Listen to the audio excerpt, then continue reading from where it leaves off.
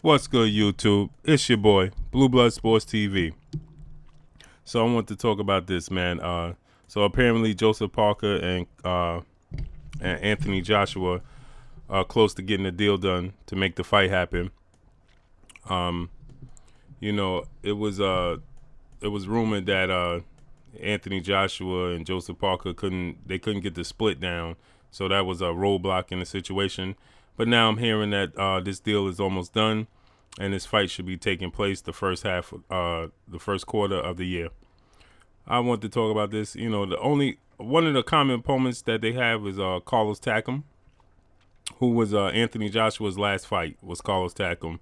Joseph Parker, that was his first step up fight. Actually, when he fought Carlos Takam, that was the first time he fought a fighter that was ranked in the world boxing. He was the first world ranked boxer that Joseph Parker fought. And it was a tough fight, man. They went 12 rounds, and I actually, Anthony Joshua, I think that fight with him and Carlos Takam would have went 12 rounds. I think it was a premature stoppage. So, you know, but just watching the two fighters, man, I just can't see Joseph Parker being too effective against Anthony Joshua. I think his only claim to fame against Anthony Joshua would be, in the later rounds. He have to get past the first half of the rounds. If he could survive the first half, then he'll have a shot, because Anthony Joshua has shown a history of fading between the middle to late rounds. He faded against Carlos Takam, and I think the referee stopped it early, even though he was hitting Takam with clean shots, but Takam was still fighting back. His fight with Klitschko, he faded. He was badly hurt in that fight. Vladimir Klitschko just couldn't finish him. He was too old, too rusty, and he couldn't pull the trigger, man. He couldn't finish him. Anthony Joshua was too young and too strong, man. I think in the rematch he would have did this. I think in the rematch with Klitschko, I think he would have got Klitschko out of there even earlier, because I think that his confidence is sky high, and he know he could hurt him. He know he could knock him out. So I think that he would have got Vladimir out of there early. He wouldn't have let him stick around to the later rounds. And if you know anything about Vladimir Klitschko, he's so defensive. So even if he would have lasted, he would have lost on points, because he would have been so defensive in that fight. So I think that Anthony Joshua, if they did have the rematch, he would have beat Vladimir Klitschko again. And I think he would have beat him more convincingly and earlier. But Joseph Parker, when he fought Carlos Takam, it was a rough, tough fight. It went 12 rounds, and I watched him. He was getting hit with overhand rights and counter lefts from Carlos Takam. So I think that, I think Anthony Joshua is gonna get him out of there, man. The fight everybody wants to see is Deontay Wilder versus Anthony Joshua. That's the fight I want to see. That's a 50-50 fight. I personally pick Deontay Wilder to win that fight, but it's still a 50-50 fight. I think they're the two best heavyweights in the division. Actually, they're the best two heavyweights in the world, I believe.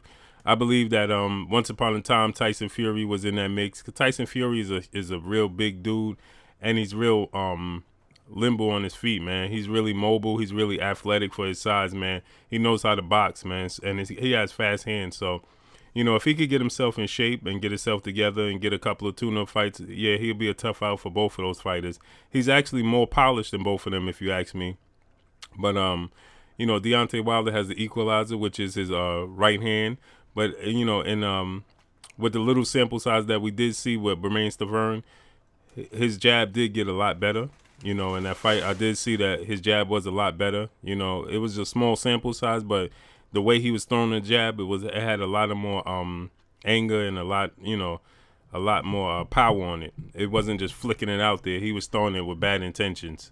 So and Anthony Joshua, man, he has power. The way he puts his combinations together. Only thing with him is that he fades. His stamina fades. Deceives him, and then to the middle to late rounds, man, he fades. And I think that's going to be the problem with him versus Deontay Wilder. But I still think they're the best two heavyweights in the world.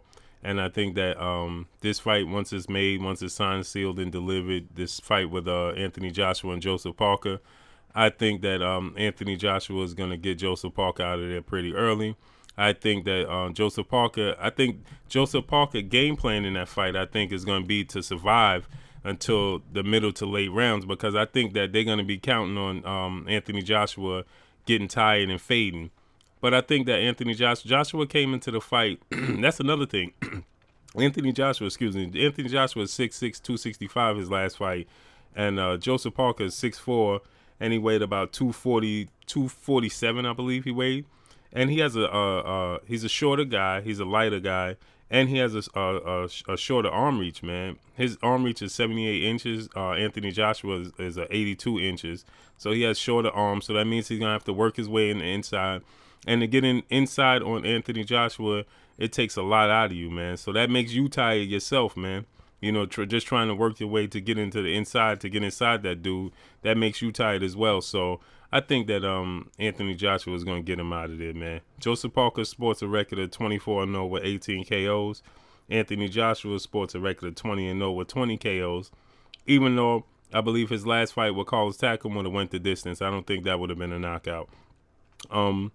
If you watch Joseph Parker last fight with Hughie Fury, man, I wasn't impressed at all. And Hughie Fury is a big heavyweight, you know, a tall heavyweight, and he gave Joseph Parker all types of problems, man. So and I don't think that Hughie Fury stands a chance to beating Anthony Joshua. I don't think he stands a chance in hell. So, you know, if he fights that type of fight, he's gonna get knocked smooth the fuck out, man. Because I really can't see Anthony Joshua, you know, struggling with Hughie Fury, and I can't see him struggling with Joseph Parker either. I think this fight will be over by the 6th, 7th round. So that's all I got for y'all right now. Blue Blood Sports TV, man. If you haven't subscribed, hit the subscribe button, hit the bell icon to get all the new notification, and hit that like button, man. Blue Blood Sports TV. Hate, like, comment, and subscribe. Peace. Make sure you subscribe, man. Tell me what y'all think about this fight. Peace.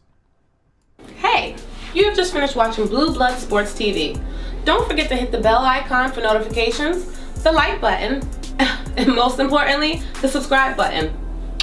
See you soon.